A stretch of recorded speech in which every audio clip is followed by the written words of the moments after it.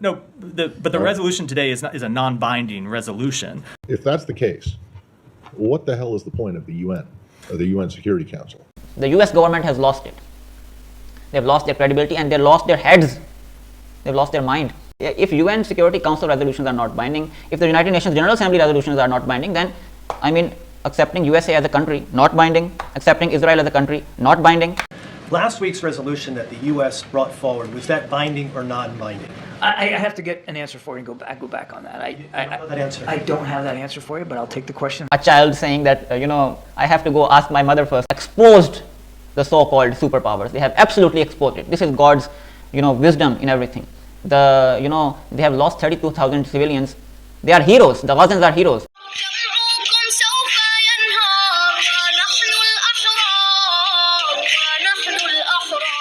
Okay, the United States government has finally cracked. I mean, they have absolutely lost their minds. They've lost their heads. I mean, they've lost their heads, to say the least. Never have they looked so stupid. I mean, the Gazans have done it. The Palestinians have done it.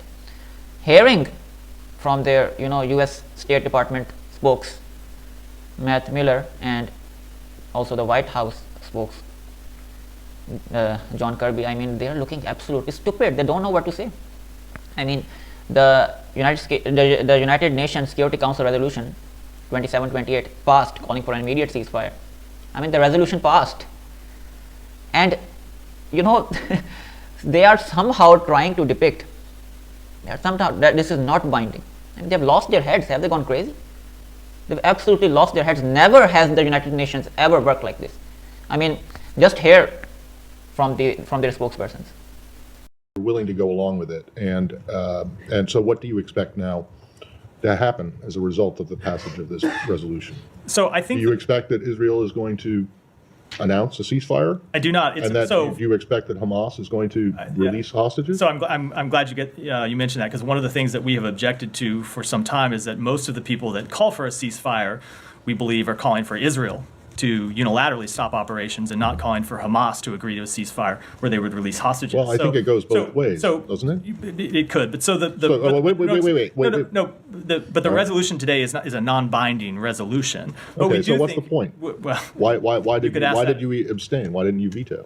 We didn't veto because we thought the language in it was consistent with something that the language as it relates to the ceasefire and release of hostage was consistent with the long-standing United States position. So you don't believe anything is going to happen as a result of the passage of this resolution? So I think that separate and apart from this resolution, we have active, ongoing negotiations to try to achieve what this resolution calls for, which is an immediate ceasefire and the release of hostages. I don't know. I can't say that this resolution is going to have any impact on those negotiations. But those negotiations are ongoing. They've been ongoing over the weekend, and they've made progress. So I don't expect you to answer this now, but to maybe just stick this in your pocket. If that's the case, what the hell is the point of the UN or the UN Security Council?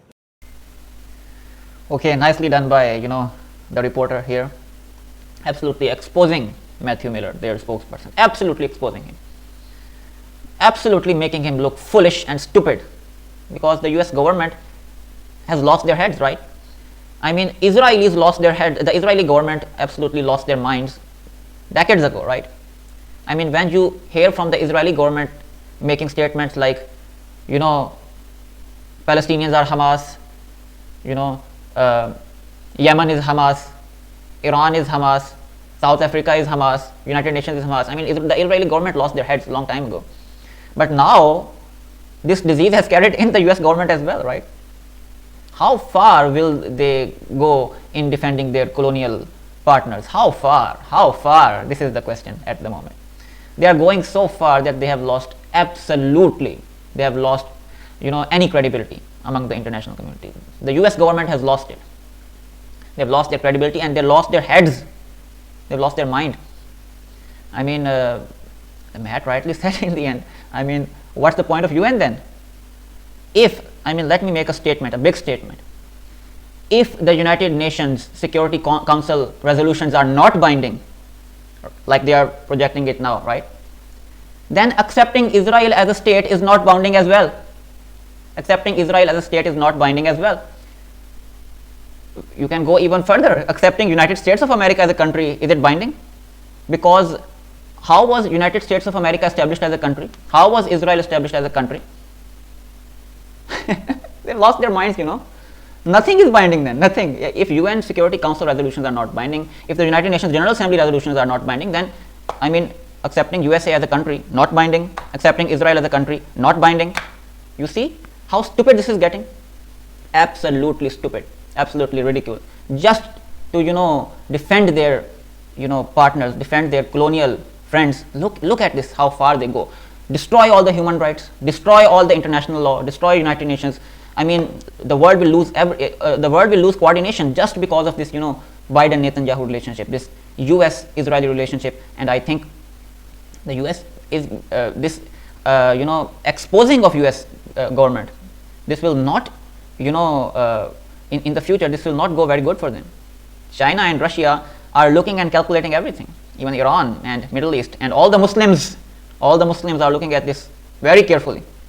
So everything is going, good for us, I believe. Everything is going good for us. The fifth generation warfare, the social media warfare, the mainstream media warfare, we are winning it because of stupid people like these, right?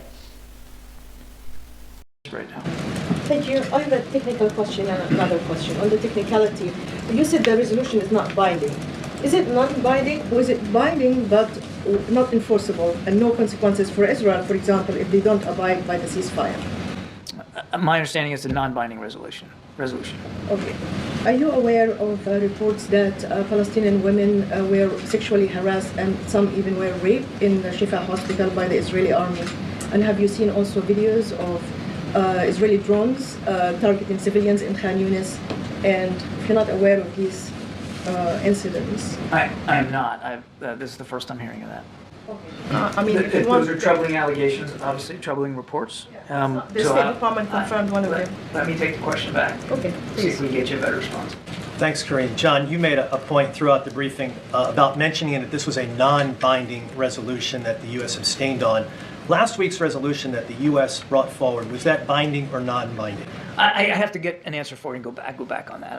That answer. I don't have that answer for you, but I'll take the question and I'll get back to you. And if it was binding or non-binding, why would it matter? Why would that matter? Why is that important in terms of that resolution that the U.S. put forward last week? Well, let me get an answer for you, and then I'll answer the second one as well. Okay, and then one additional thing. With the resolution that the U.S. put forward last week, why couldn't the U.S. have put that same resolution forward a week before or a month before? Because we were working with previous texts that previous countries were putting forward to try to get them into a better place.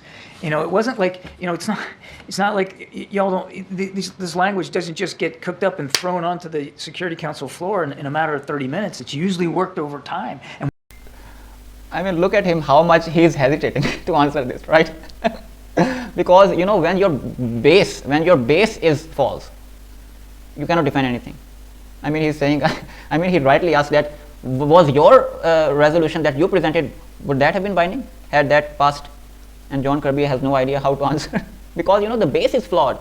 When the base is, upon falsehood, you cannot defend anything, Mr. Kirby. You cannot defend anything.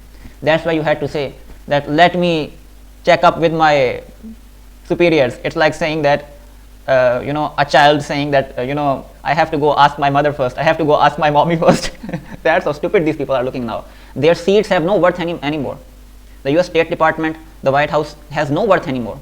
If they behave like this, I repeat, if the White House and the US State Department and US government as a whole behaves like this, not respecting international law, not respecting the United Nations General Assembly resolutions, not accepting United Nations Security Council resolutions, not accepting any form of international law, this behavior will not be accepted in the long run.